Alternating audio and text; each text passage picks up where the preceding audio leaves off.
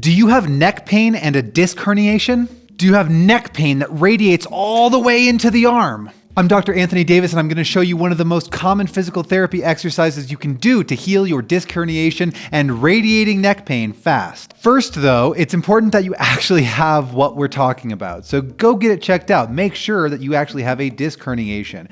Get somebody, a physical therapist, a sports chiropractor, etc., to evaluate you first. Some big red flags would be if you have radiating pain into both arms. If you have radiating pain into both arms, it's very likely not a disc herniation, or it's a really bad disc herniation. Either way, you need to get it checked out because you're going to manage it very differently. And if your neck pain is basically just both sides of your neck right in here and it does not travel into your arm, well, good news. You probably don't have a disc herniation, at least not one that's causing your pain right now. Okay, now what is a disc herniation? Well, a disc herniation is when one of these little shock absorbers, these little parts right in here. So you can see this is a disc, this is a disc, this is a disc. And what happens is a disc can herniate and it can press on one of these little nerve roots, okay? These little yellow things are nerve roots. So down here in the low back, we have an example of a disc herniation, and it's coming out here and pressing on one of these little nerve roots right here. Now this is the low back, but the same basic thing happens in your neck as well. So then what we see, so the nerve comes out here through the spine, and then it goes into this plexus of muscles right here. So you've got your scalene muscles in here, and then it dives under the collarbone, and then it comes out into the arm, and then all the way into the hand, okay?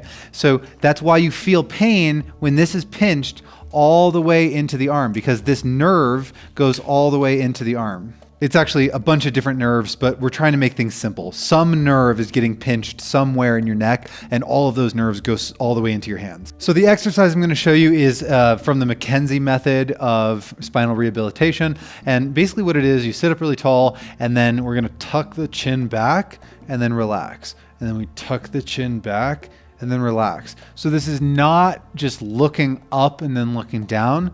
Your head is gliding backwards and then relaxing forwards. So it'll look like this, and it should be kind of hard to talk. It's like you're trying to make a double chin intentionally. So we press back and then relax. Now at a certain point, you might be able to press back and look up a little bit and relax. Now, sometimes this is way too sensitive. If somebody has a really acute or like really bad disc herniation and it really hurts a lot, you have to actually, let's say it was on my right side, I would cup the right trapezius muscle like this as I do this exercise. So as I tuck my chin and press backwards, I'm tractioning this muscle forward. So why does this work? Well, supposedly the reason why, and this is being challenged by the way, but this is what usually people say, is that we've got two vertebral bodies in the spine, and then in between there is a spinal disc, okay? And what happens is the herniation presses this disc out and back. And so this herniation back here is pressing on a nerve root. So, and usually it actually kind of goes out into the side like that and presses on a nerve root. Now, apparently when you pull your neck back, we're sort of resorbing the disc into its normal space. Whereas if we lean forward with our neck, then it's squishing this thing outwards and pushing the disc further out and pushing on the nerve root more. So if we do extension retractions repeatedly, we're absorbing the disc back into the spine so that it presses on the nerve root less. However, that explanation of a mechanism behind why these retractions help is being widely debated. A lot of people don't think that's what's happening. In fact, there's good evidence that actually bending the spine forward might have that same effect of resorbing the disc herniation.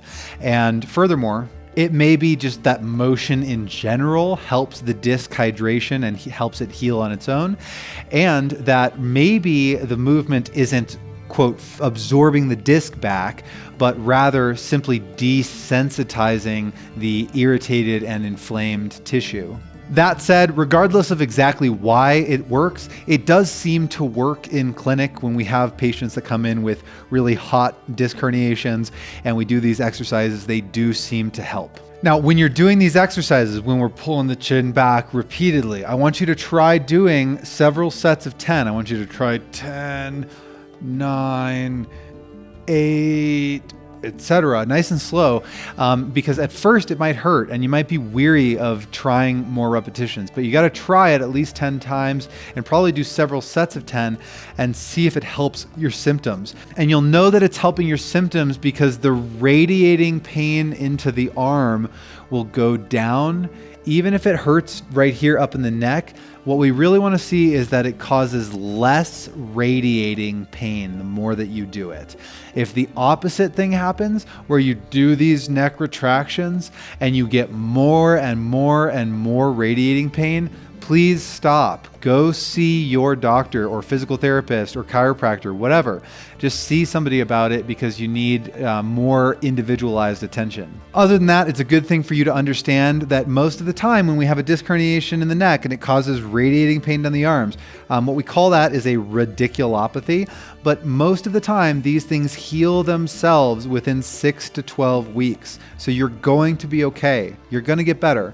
Most of the time they fix themselves. So don't freak out. Don't go, oh no, I'm going to need neck surgery. In very rare cases, does somebody ever need surgery due to this kind of neck pain. So you should always see your physical therapist or sports chiropractor before you try surgery. If they think it's appropriate, they will send you to an orthopedic surgeon for consultation, but you don't want to rush the gun on that. And even when you go see your orthopedic surgeon, most likely they are going to recommend, okay, we can talk surgery if you go and try physical therapy for at least 8 weeks, 8 to 12 weeks, and you don't have any results or things get worse, then we'll talk about surgery. But your healthcare team should be very much on your side of trying to help you recover on your own. Because again, most of the time, these things fix themselves without any treatment. Motion is lotion, movement is medicine. I'm Dr. Davis. I'll see you in another video.